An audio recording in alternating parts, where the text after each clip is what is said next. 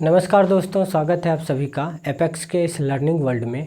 मैं रमन कुमार आप लोगों का स्वागत करता हूं इंग्लिश लैंग्वेज के एक नए सेशन के साथ। आज के इस सेशन में हम लोग सीखने वाले हैं कि फ्रेज क्या होता है, क्लॉज क्या होता है और सेंटेंस क्या होते हैं। तो चलिए जानते हैं हम लोग फ्रेज, क्लॉज और सेंटेंस के बारे में। सबसे पहले हम लोग जानेंगे फ्रेज क्या होता है। फ्रेज के बारे में अगर आपसे कोई पूछता है कि फ्रेज किसे कहते हैं, तो इसके बारे में हम लोग ये कह सकते हैं कि फ्रेज जो होता है वो एक कलेक्शन होता है वर्ड्स का, कलेक्शन ऑफ वर्ड्स, जिसमें ना तो कोई सब्जेक्ट होता है और ना ही कोई वर्ब होता है, या दूसरे भाषा में बोले तो सब्जेक्ट और वर्ब का कॉम्बिनेशन नहीं होता है। और बात करें जब इसके मीनिंग की तो ये हमेशा इनकम्प्लीट मीनिंग देता है, इनकम्प्लीट मीनिंग देता है। आई होप आप लोगों को समझ में आ रहा होगा। मैंने बोला फ्रेज शब्दों का वैसा समूह होता है जिसमें ना तो सब्जेक्ट होता है ना ही वर्ब होता है, और सब्जेक्ट वर्ब के कॉम्बिनेशन भी नहीं होते। मतलब सब्जेक्ट वर्ब हमेशा एक साथ कभी नहीं आ सकते। ऐसा हो सकता है कभी कभी कि सब्जेक्ट हो ऑब्जेक्ट नहीं होंगे, ऑब्जेक्ट हो सब्जेक्ट नहीं होंगे। तो फ्रेज के बारे में आप लोगों को क्या समझ में आया कि फ्रेज वह कलेक्शन ऑफ वर्ड्स होता है जिसमें ना तो सब्जेक्ट ना ही वर्ब हो और वह इनकम्प्लीट मीनिंग देता हो, बट कुछ तो मीनिंग ज़रूर देता है। इनकम्प्लीट मीनिंग इसका मतलब ये नहीं कि वो मीनिंग ही ना दे, मीनिंग देगा लेकिन वो आधा अधूरा मीनिंग देगा, कभी भी कंप्लीट मीनिंग नहीं देगा। आई होप आप लोगों को समझ में आ गया होगा। अब आगे बढ़ते हैं और इसी में हम आपसे पूछें कि सर क्लॉज किसे कहते हैं, तो आप बताओगे कि सर क्लॉज एक स्टेटमेंट को कहा जाता है। एक स्टेटमेंट ही क्लॉज कहलाता है।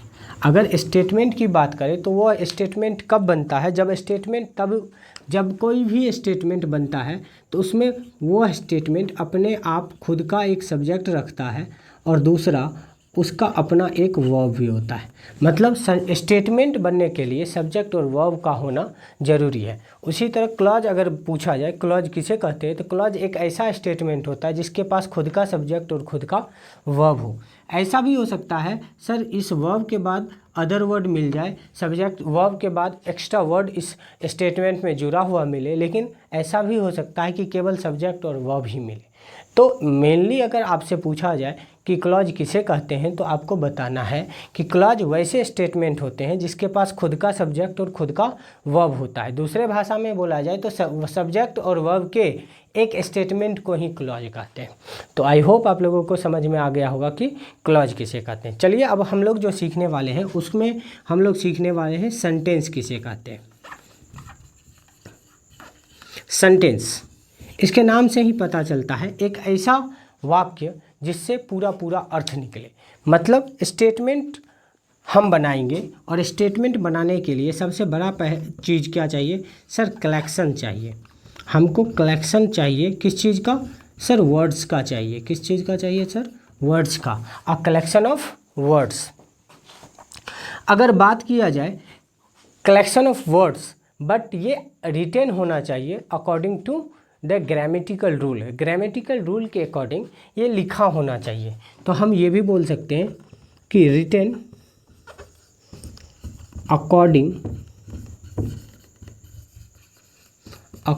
टू ग्रामर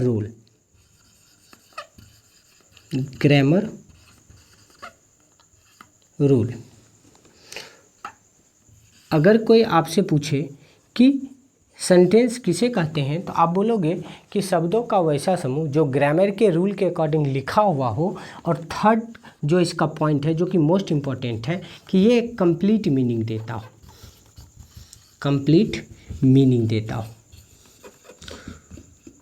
तो उसे हम लोग सेंटेंस कहते हैं। सेंटेंस बनने के लिए 3 रूल को फॉलो करना होता है। पहला कि वो शब्दों का समूह होना चाहिए जो कि ग्रामर के रूल के अकॉर्डिंग लिखा होना चाहिए और पूरा पूरा अर्थ देता हो, तो वो सेंटेंस कहलाता है। तो आई होप आप लोगों को तीनों के बारे में समझ में आ गया होगा कि फ्रेज किसे कहते हैं, क्लॉज किसे कहते हैं और सेंटेंस किसे कहते हैं। अब जो हम लोग सीखने वाले हैं ये तीनों चीज़ों के बारे में अंतर समझने वाले हैं। तो समझिए, सबसे पहला अंतर क्या है कि फ्रेज जो होते हैं वो भी वर्डों का समूह होता है, स्टेटमेंट एक क्लॉज जो होता है वो भी वर्डों का समूह होता है, और सेंटेंस जो होता है वो भी एक वर्डों का समूह होता है। लेकिन अंतर क्या है कि वर्डों का वैसा समूह जो बिना सब्जेक्ट और बिना वर्ब का हो, जो कंप्लीट मीनिंग ना दे करके इनकम्प्लीट मीनिंग देता है, तो उसे हम लोग फ्रेज कहते हैं। लेकिन जैसे ही बात करते हैं क्लॉज का, तो क्लॉज वैसा स्टेटमेंट होता है जिसमें सब्जेक्ट और वर्ब होता है। यहाँ फ्रेज में क्या था, सब्जेक्ट और वर्ब नहीं होता था, लेकिन क्लॉज में सब्जेक्ट और वर्ब का होना अनिवार्य है, कंपलसरी है। Without subject and verb, without the group of subject और verb we can not make a clause. मतलब हम लोग कभी भी क्लॉज नहीं बना सकते। इसका मतलब है कि अगर कोई क्लॉज है तो निश्चित रूप से सब्जेक्ट और वर्ब का ग्रुप होगा। लेकिन फ्रेज में क्या है कि सर अगर क्लॉज है, फ्रेज है, तो वो सब्जेक्ट और वर्ब का कॉम्बिनेशन कभी नहीं होगा। हाँ, सब्जेक्ट हो सकता है या केवल वर्ब हो सकता है। सब्जेक्ट और वर्ब के ग्रुप को ही हम क्लॉज कहते हैं, यानी सब्जेक्ट और वर्ब का ग्रुप का होना जरूरी है क्लॉज बनने में। लेकिन फ्रेज में ऐसा कोई ज़रूरी नहीं है। बात करते हैं फ्रेज के मीनिंग का, तो मीनिंग ये हमेशा इनकम्प्लीट देगा। फ्रेज जो होते हैं वो हमेशा इनकम्प्लीट मीनिंग देता है, लेकिन जब बात किया जाता है क्लॉज का, तो वो कंप्लीट मीनिंग भी देते हैं और इनकम्प्लीट मीनिंग भी देते हैं। वैसे मैंने फ्रेज और क्लॉज के बारे में ऑलरेडी ही एक वीडियो में आप लोगों को समझा रखा है कि फ्रेज क्या होते हैं और क्लॉज क्या होते हैं। तो आप इस वीडियो को देखने के बाद मेरे इसी चैनल पर जो अपलोड किया गया है फ्रेज क्या होते हैं और क्लॉज क्या होते हैं, आप उसको ज़रूर जाके देखिए, जिससे आपको और भी डिटेल में पता चल पाएगा कि क्लॉज और फ्रेज में क्या अंतर होते हैं। अब बात किया जाए सेंटेंस में, जैसे कि आपने अभी सीखा कि फ्रेज में सब्जेक्ट और वर्ब नहीं होता है और ये इनकम्प्लीट मीनिंग देता है, और ये भी क्या होता है, कलेक्शन ऑफ वर्ड्स होता है। बट क्लॉज में क्या था, कलेक्शन ऑफ वर्ड्स है, लेकिन यहाँ कंपलसरी है कि सब्जेक्ट और वर्ब होगा, और ये कंप्लीट मीनिंग और इनकम्प्लीट दोनों मीनिंग देता है। लेकिन सर सेंटेंस में ये ऐसा नियम नहीं है। सेंटेंस बनने के लिए सबसे बड़ा कंडीशन ये है कि वो स्टेटमेंट कंप्लीट मीनिंग देता हो। क्लॉज में क्या है सर, कंप्लीट मीनिंग भी दे सकता है और इनकम्प्लीट मीनिंग भी दे सकता है, लेकिन सेंटेंस जो होते हैं वो हमेशा कंप्लीट मीनिंग देंगे। कलेक्शन ऑफ वर्ड्स सेंटेंस भी होते हैं, कलेक्शन ऑफ वर्ड्स क्लॉज भी होते हैं, और कलेक्शन ऑफ वर्ड्स फ्रेज भी होते हैं। बस तीनों में अंतर बस इतना है कि सेंटेंस में ग्रामेटिकल रूल के अकॉर्डिंग लिखा जाता है और वो कंप्लीट मीनिंग देता है। क्लॉज में ग्रामेटिकल रूल के अकॉर्डिंग लिखा होता है, बट ये कंप्लीट मीनिंग देंगे ऐसा कोई गारंटी नहीं है। ये कंप्लीट मीनिंग दे भी सकते हैं और इनकम्प्लीट मीनिंग भी दे सकते हैं। तो आई होप आप लोगों को ये समझ में आ गया होगा कि फ्रेज, क्लॉज और सेंटेंस में क्या अंतर है। अब जो हम लोग सीखने वाले हैं इसी तीनों के बारे में एग्जाम्पल के से हम लोग ये सीखेंगे कि फ्रेज, क्लॉज और सेंटेंस में क्या अंतर है। तो चलिए दोस्तों सीखते हैं एग्जाम्पल से कि फ्रेज, क्लॉज और सेंटेंस में क्या अंतर है। सबसे पहला एग्जाम्पल मैं आप लोगों के सामने रख रहा हूँ। Honesty is the best policy. इस सेंटेंस में हम लोग सीखेंगे कि फ्रेज क्या होता है। देखिए सबसे पहले कि फ्रेज में क्या नहीं होना चाहिए। सबसे पहला कि सर सेंटेंस का जो सब्जेक्ट है और वर्ब जो है वो फ्रेज का हिस्सा नहीं हो सकता है। तो आप देख सकते हैं कि ऑनेस्टी और एज दो सेंटेंस में सब्जेक्ट और वर्ब है, तो ये तो फ्रेज का पार्ट नहीं होगा। बाकी बच गया द बेस्ट पॉलिसी, इस सेंटेंस का फ्रेज हो सकता है, क्योंकि ये देखते हैं फ्रेज होता है कि नहीं होता है। इसके लिए आपको फ्रेज का कंडीशन पता होना चाहिए कि फ्रेज होता क्या है। तो शब्दों का समूह जो सही मीनिंग देता हो लेकिन कंप्लीट मीनिंग नहीं देता हो, लेकिन वो सब्जेक्ट और वर्ब के बिना आता हो, ये सबसे बड़ा कंडीशन है। देखिए द बेस्ट पॉलिसी में ना तो सब्जेक्ट है ना ही वर्ब है, कंप्लीट मीनिंग भी नहीं दे रहा है, आधा अधूरा मीनिंग दे रहा है, इसलिए हम इसे कह सकते हैं कि यह एक फ्रेज है। तो आई होप आप लोगों को समझ में आ गया होगा कि फ्रेज क्या होता है। चलिए एक और एग्जांपल मैं आप लोगों को देता हूँ जिससे आप समझ पाओगे कि फ्रेज होता क्या है। हम बोलेंगे ही इज लर्निंग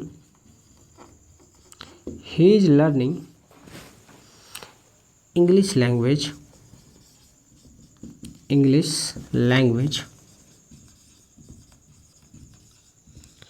ये आप देख सकते हो कि he is learning English language. इस सेंटेंस में आप इंग्लिश लैंग्वेज इस सेंटेंस का फ्रेज है। कैसे पता चला? सर शब्दों का समूह है लेकिन पूरा पूरा अर्थ नहीं दे रहा है और ना ही इसके अंदर सब्जेक्ट और वर्ब है, तो हम इस कंडीशन में इसे फ्रेज बोल सकते हैं क्योंकि ये फ्रेज के हर एक नियम को फॉलो कर रहा है। तो आई होप आप लोगों को समझ में आ गया होगा कि फ्रेज क्या होता है। अब चलिए क्लॉज के बारे में समझते हैं।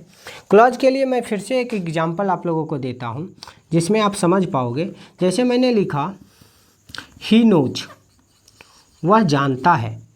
ही नोज, मैंने क्या बोला था कि क्लॉज बनने के लिए सबसे पहले सब्जेक्ट होना चाहिए और उसका वर्ब होना चाहिए। तो सब्जेक्ट और वर्ब है कि नहीं है? ही नाम का सेंटेंस का सब्जेक्ट है और वर्ब नोज नाम का है। मतलब सब्जेक्ट और वर्ब जैसे ही मिला, मैंने आप लोगों को ऑलरेडी बता रखा है कि सब्जेक्ट और वर्ब के एक ग्रुप को क्या बोला जाता है सर? क्लॉज बोला जाता है। तो आप देख लो ये एक क्लॉज है क्योंकि ये सब्जेक्ट वर्ब का एक ग्रुप है। अब आगे बढ़ते हैं। एक और एग्जांपल मैं आप लोगों के सामने रखता हूं। He is an honest boy. He is an honest boy, वह एक ईमानदार लड़का है। अब इसमें देखो कि ये रहा हमारा सेंटेंस का सब्जेक्ट और इज हमारा सेंटेंस का वर्ब, और मैंने बता रखा है कि सब्जेक्ट और वर्ब का एक जब पेयर बनता है तो उसे हम लोग क्या बोलते हैं? क्लॉज बोलते हैं। तो आई होप आप लोगों को समझ में आ गया होगा कि क्लॉज किसे कहते हैं। अब चलिए सेंटेंस के बारे में समझते हैं। सेंटेंस को बनने के लिए 3 कंडीशन जो मैंने अभी अभी आप लोगों को बताया था कि वो अक्षरों का समूह होना चाहिए, दूसरा सर वो कंप्लीट मीनिंग देना चाहिए, और तीसरा ग्रामेटिकल रूल के अकॉर्डिंग लिखा होना चाहिए। चलिए देखते हैं एक एक करके। ऊपर पहला जो एग्जांपल है, honesty is the best policy, अक्षरों का समूह है, बिल्कुल है। क्या ये कंप्लीट मीनिंग दे रहा है? बिल्कुल हाँ दे रहा है। ईमानदारी ही सबसे अच्छी नीति है, ये कंप्लीट मीनिंग भी दे रहा है और ये ग्रामेटिकल रूल के अकॉर्डिंग भी लिखा गया है। ऑनेस्टी के साथ इज ही लगता है, तो ये हम कह सकते हैं कि ये हमारा एक सेंटेंस है। दूसरा सेंटेंस हम पढ़ते हैं, दूसरा स्टेटमेंट पढ़ते हैं। He is learning English language. इसमें भी हर वो कंडीशन को फॉलो कर रहा है जो सेंटेंस बनने के लिए होना चाहिए। सबसे पहला कि ये कंप्लीट मीनिंग दे रहा है, बिल्कुल ये कंप्लीट मीनिंग दे रहा है कि he is learning English language, वह इंग्लिश लैंग्वेज सीख रहा है। और दूसरा बात अगर देखा जाए तो एक ग्रामेटिकल रूल के अकॉर्डिंग लिखा हुआ है और अक्षरों के समूह है, तो हम ये भी कह सकते हैं कि ये भी एक क्या है? एक सेंटेंस है। तीसरा जो है ही नोज, मैं जानता हूँ। मैं जानता हूँ, जैसे ही मैंने ये बोला अक्षरों का समूह है, ग्रामेटिकल रूल के अकॉर्डिंग लिखा हुआ है, बट इसमें एक सबसे बड़ा कंडीशन क्या है? ये कंप्लीट मीनिंग नहीं दे रहा है। मतलब ही नोज का मतलब होता है मैं जानता हूँ, लेकिन क्या जानते हैं क्या नहीं जानते हैं इसके बारे में आप पूरा डिटेल नहीं पता है आपको। मतलब इसमें कंप्लीट मीनिंग ना देने की वजह से जब मैं आपको ये बोलूँ मुझे पता है, इससे आपको ये नहीं समझ में आया कि मैं कहना क्या चाहता हूँ, इसका मतलब ये कंप्लीट मीनिंग नहीं दे रहा है। तो अगर हम बात करें ही नोज, तो क्या ये सेंटेंस है? तो आप बोलोगे सर ये सेंटेंस नहीं है। क्यों? क्योंकि ये कंप्लीट मीनिंग नहीं दे रहा है। वहीं बात करें he is an honest person, honest boy, वह एक ईमानदार लड़का है, ये भी एक सेंटेंस हो सकता है क्योंकि ये कंप्लीट मीनिंग दे रहा है। तो हम ये कहेंगे कि ये कंप्लीट मीनिंग दे रहा है तो ये सेंटेंस है, क्योंकि और 2 चीज़ तो ये फॉलो कर ही रहा है, अक्षरों का समूह भी है, कंप्लीट मीनिंग भी दे रहा है और ग्रामेटिकल रूल के अकॉर्डिंग लिखा हुआ है। तो ये भी जो स्टेटमेंट लिखा हुआ है आपके सामने, ये भी एक सेंटेंस है। तो आई होप आप लोगों को समझ में आ गया होगा। हो सकता है कि आपके मन में एक क्वेश्चन होगा कि सर सब्जेक्ट और वर्ब है तो क्या ये क्लॉज है? तो जी सर ये बिल्कुल क्लॉज है, और सब्जेक्ट और वर्ब यहाँ भी है, तो अगर सब्जेक्ट वर्ब है तो क्या ये क्लॉज है? हाँ ये भी एक क्लॉज है। अच्छा, आपके मन में ये भी क्वेश्चन आ सकता है कि सर या तो ये क्लॉज है नहीं तो ये सेंटेंस है। ज़रूरी नहीं है, हर वो सेंटेंस जो कि अपने आप में कंप्लीट मीनिंग देता है वो क्लॉज हो सकता है। और अगर आपके मन में ये चल रहा है कि सेंटेंस और क्लॉज दोनों हो सकता है, तो बिल्कुल हर एक सेंटेंस क्लॉज होता है और हर एक क्लॉज सेंटेंस होगा, ऐसा ज़रूरी नहीं है कि इंडिपेंडेंट क्लॉज सेंटेंस हो सकता है और जितने सेंटेंस हैं वो क्लॉज तो होगा ही होगा। तो आई होप आप लोगों को समझ में आ गया होगा कि सेंटेंस, क्लॉज और फ्रेज में क्या अंतर है। और अगर आपको ये वीडियो अच्छा लगा है तो अपने दोस्तों के साथ शेयर करें और इन सारे चीज़ों के बारे में डिटेल में पढ़ना है कि फ्रेज क्या होता है, क्लॉज क्या होता है, तो उसके लिए मैंने ऑलरेडी वीडियो अपलोड कर रखा है, जा करके उसे भी विजिट करें और अपने दोस्तों के साथ शेयर करिए। चलिए मिलते हैं किसी नेक्स्ट वीडियो में, तब तक के लिए जय हिंद।